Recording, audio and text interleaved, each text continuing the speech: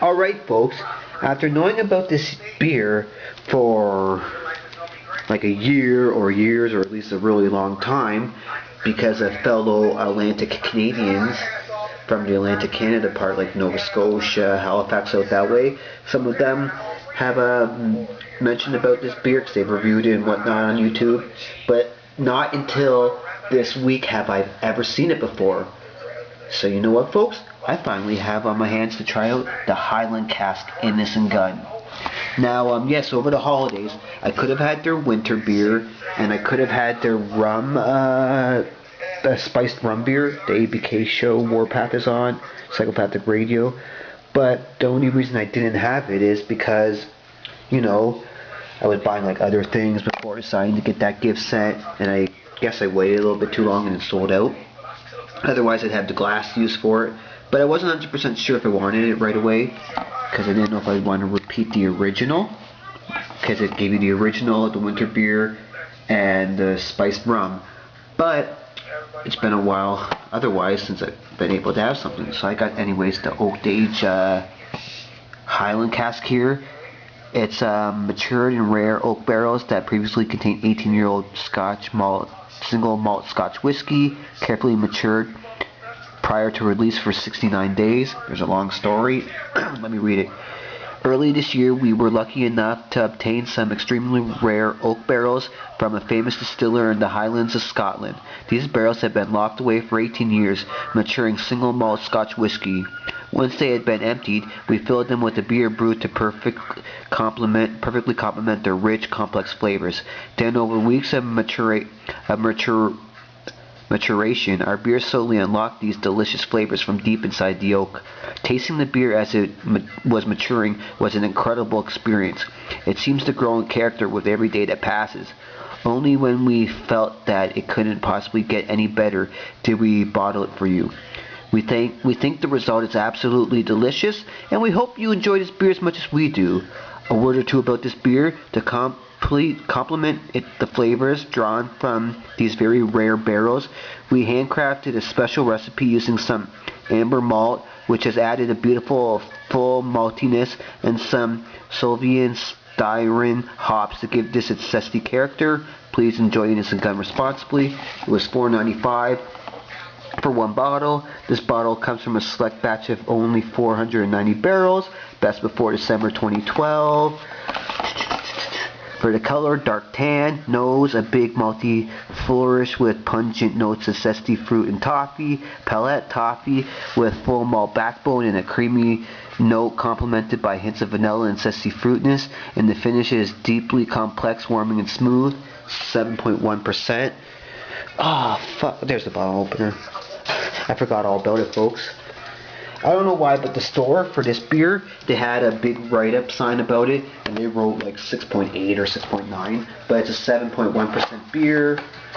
I like the presentation in the box, because some Innis Gunns just sit on the shelf and are getting skunked while they sit there, and if you've not had it before, you have no choice but to drink it that way. All their caps are the same, so I got this one.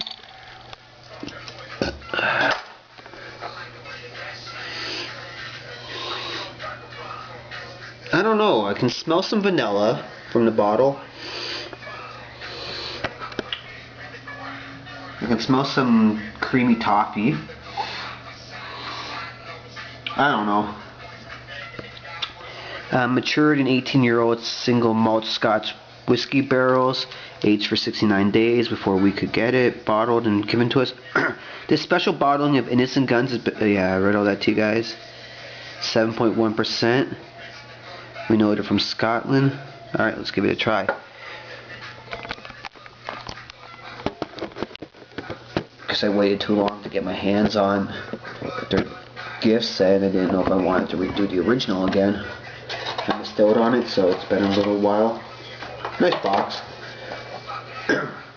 I've got the 2011 Canadian Day one that I've drank 2 times already in my life. I've got one aging. Drink that closer to Canada Day or on Canada Day. And who knows if I'll get the new version anyways. Cheers.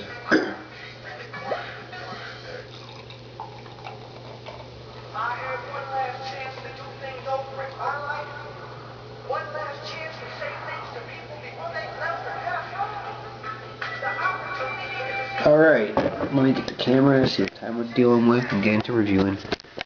I got a one finger head. It's looking, what color is it saying?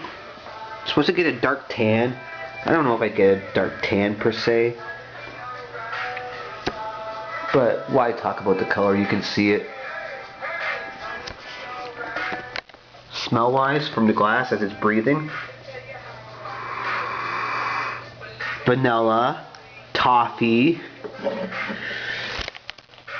For sure I smell vanilla and toffee. And almost like candied fruit juice kind of smell. Yeah, weird. But the head's all fucking basically gone now. So I'll just start drinking it, folks. Cheers.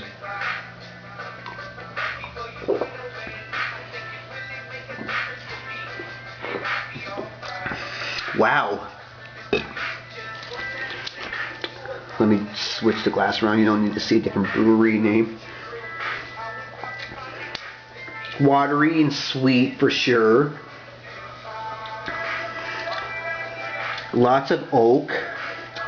Tons and tons of vanilla. Whoa. The way I'm looking at the glass right now, folks, with the light shining on it, it's got these weird like rainbow colors to it. That's weird. Watery, fruity sweetness is coming in now. Holy shit. Oh, I spilled a little on my hand. Fuck.